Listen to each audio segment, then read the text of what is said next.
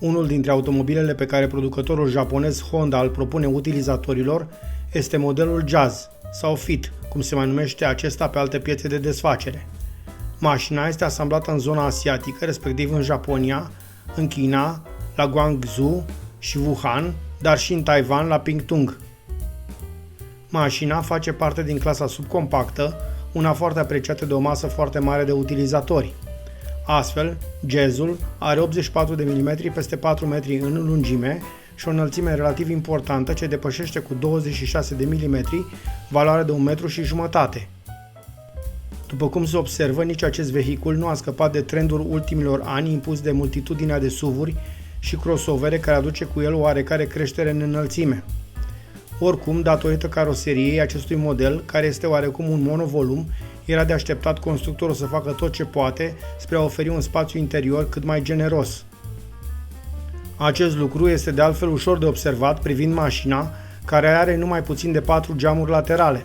Beneficiind un spațiu vitrat atât de generos, mașina oferă o vizibilitate deosebită în jur, în special pentru ocupanții locurilor din față, care se bucură de prezența unor montanțe relativ subțiri, acest lucru ajutând mult la observarea din timp a obstacolelor de pe drum.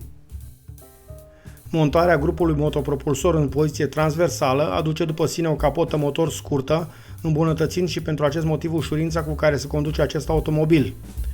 O altă caracteristică care de asemenea face Honda Jazz ușor de condus este și formula constructivă a acesteia, una de tipul totul față, care oferă mașinii un comportament subvirator și predictiv. Dacă mai punem la socoteală transmisia automată, așadar lipsa pedalei de ambreiaj și necesitatea deselor schimbări de viteză, înțelegem imediat înclinarea acestui autoturism către o zonă de confort maxim pentru utilizator. Mașina dispune de o motorizare hibridă și, deși se încadrează în asprele condiții ale normelor Euro 6, totuși beneficiază de un motor corect cu 4 cilindri în linie și cu o cilindrie de 1498 de cm3. Puterea oferită ajunge la 122 de cai putere și un cuplu de 253 de Nm, valori suficiente pentru un automobil din această clasă.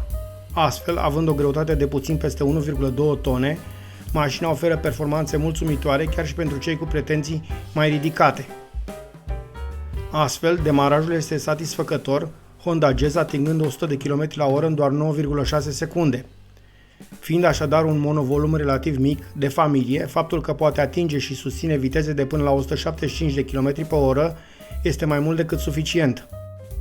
Fiind un hibrid, la vitezele mici se înțelege că va rula în mare parte electric, reducând atât poluarea cât și consumul de carburant. În timpul funcționării, bateria este susținută atât prin intermediul unui generator care o reîncarcă, cât și datorită frânărilor regenerative. Atunci când totuși sistemul electric nu mai poate face față vitezelor mai ridicate, intervine motorul termic care preia atât sarcina deplasării, cât și încărcarea bateriei. În aceste condiții, constructorul Nippon declară un consum în regim mix de 4,7 litri la sută, lucru pe care vă rog pe voi, dragi privitori, să-l confirmați sau nu. Oricum, mașina are un rezervor de doar 40 de litri, așadar am putea spune că susține această afirmație prin dimensiunea sa. Caroseria este desenată simplu, cu linii cursive, iar existența celor 5 uși pune accent puternic pe practicitatea acestui automobil.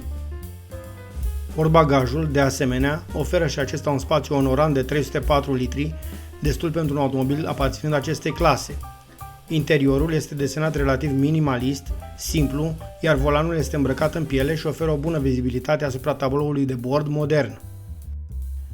Tot pentru un confort superior, volanul este încălzit. Honda Jazz vine echipată cu o tapiserie mixtă, piele și textil, iar lista dotărilor de siguranță și asistență este lungă și distinsă. Aici amintim ABS-ul sistemului de frânare, sistemul prevenirii coliziunii, controlul stabilității, auto-hold-ul pentru pornirea din rampă, precum și cruise controlul adaptiv. Mașina vine de asemenea echipată cu o multitudine de airbag-uri atât în față cât și în spate. Pe partea de sisteme de iluminat, Honda Jazz beneficiază de tehnologie LED modernă. Mașina este oferită cumpărătorului în două versiuni de echipare, Elegance și Sport Advance, și se situează ca preț între 27 și 30.000 de euro. Dacă este scumpă sau are un preț potrivit, asta rămâne să spuneți voi, dar dacă ești în căutarea unei mașini compacte pentru întreaga familie, Honda Jazz ar putea fi alegerea.